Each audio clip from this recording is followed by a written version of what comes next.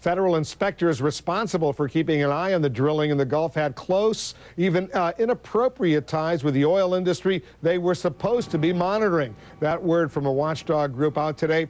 And the Interior Secretary Ken Salazar is calling it, quote, yet another reason to clean house. Brian Todd has been digging into this story for us. So, Brian, I got to tell you, these are shocking findings. They are shocking, Wolf. In addition to more information on just how intertwined the Minerals Management Service was with the oil industry, the findings detail personal behavior that was inappropriate.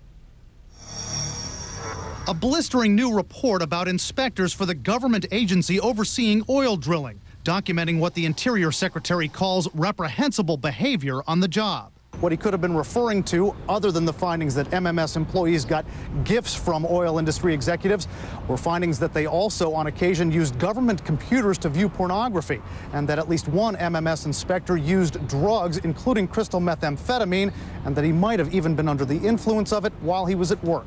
That new report from the Interior Department's Inspector General found the relationship between the Minerals Management Service and the oil industry was more than just cozy. It found that inspectors from MMS offices in Louisiana accepted tickets to sporting events from an oil company and admitted to receiving lunches and accepting gifts from them.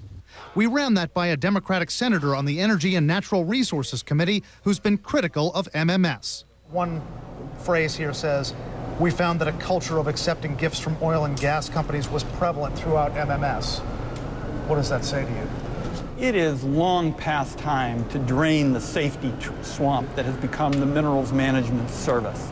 The report says in 2008, an MMS official in Louisiana inspected 4 offshore platforms for one oil company while in the process of negotiating and later accepting employment with the company. The report's findings refer to periods between 2000 and 2009, well before the Deepwater Horizon exploded. Interior Secretary Ken Salazar is asking for another Inspector General report covering the period he's been in office, since early 2009.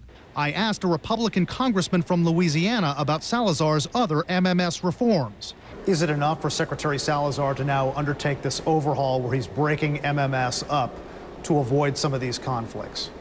I believe that the breaking up of MMS is only the beginning. I believe that greater regulations need to be implemented to ensure that MMS employees are working at the highest level of professionalism. Congressman Joseph Gao believes the Coast Guard should also join in on MMS inspections of oil rigs. Contacted by CNN, a current MMS spokesman wouldn't go beyond what Secretary Salazar said when we asked him to respond to this report. We also called the 2 former MMS directors who were in charge during the period covered in this report.